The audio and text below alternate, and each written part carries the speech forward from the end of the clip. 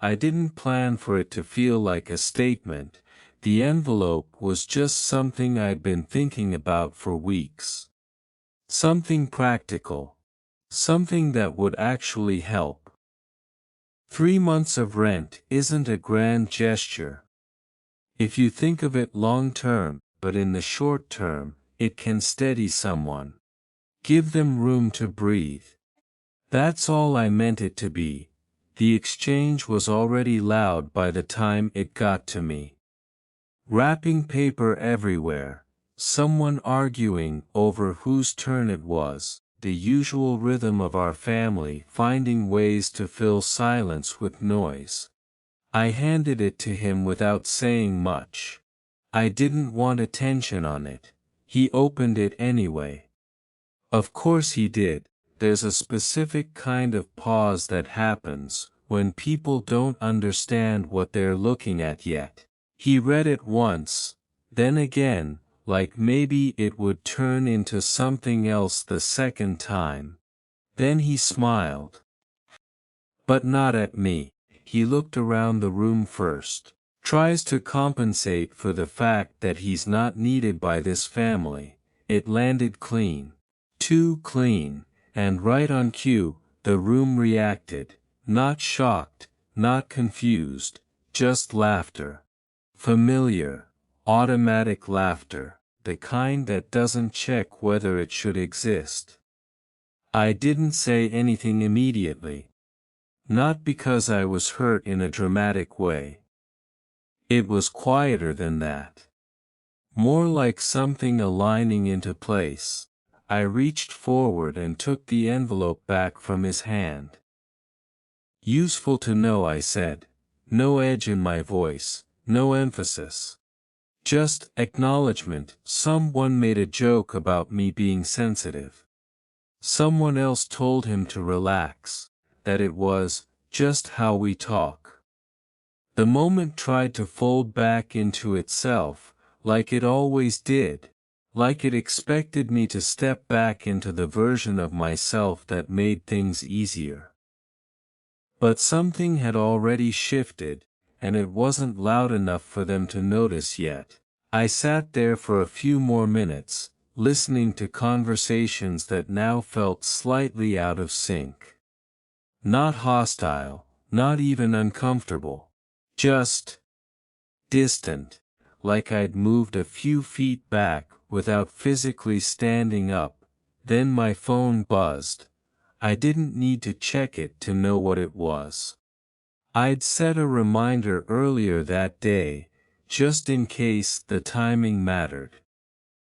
It was from the property manager, a simple confirmation waiting for my approval.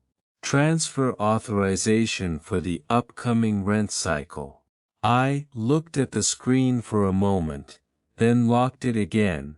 No one noticed that part. What they did notice came later, when someone, an aunt, I think, asked casually if everything was sorted with his apartment. She said it in that offhand way people do when they assume problems have already been taken care of. He shrugged. Yeah, I guess. I mean, he was going to. He stopped mid-sentence. It wasn't dramatic. Just a small interruption, like a word slipping out of place. I didn't help him finish it. What? Someone asked. He glanced at me then. Properly this time. Not joking, not performing, just checking. I met his gaze but I didn't fill the silence. The envelope, he said finally. That was, I thought it was. It was, I said. Calmly, the room stilled in a way it hadn't earlier. Not silent but attentive. Like something had entered the space that didn't fit the usual pattern. And now? Someone else asked, half laughing, still expecting this to turn back into something light. I shook my head, just slightly. I misunderstood something, I said, that's all. It wasn't confrontational, it didn't need to be. The words themselves weren't the point, It was the absence of everything I wasn't offering anymore. "No, come on," he said, a little too quickly. "I didn't mean it like that." I nodded, once. "I know, and I did." That was the simplest part of it. People started talking over each other then. Clarifying, softening, reframing. It was almost procedural, like everyone instinctively knew the right phrases to apply when something uncomfortable refused to disappear on its own. "You know how he jokes. It wasn't serious. You're taking it the wrong way." I listened to all of it, not passively, not resentfully, just, without stepping in to help it resolve, because that was the part I'd always done before. Bridged the gap, made things easier, absorbed the friction so the room could return to normal. But normal, I realized, had a cost I hadn't been measuring correctly. "Just listen for a second," someone said.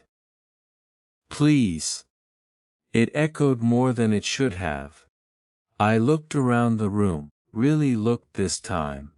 At faces that were familiar in the way routines are familiar. At expressions that had already begun shifting from casual to concerned. Not because of what was said earlier, but because something practical, something tangible, was now uncertain. "I am listening," I said, and I was.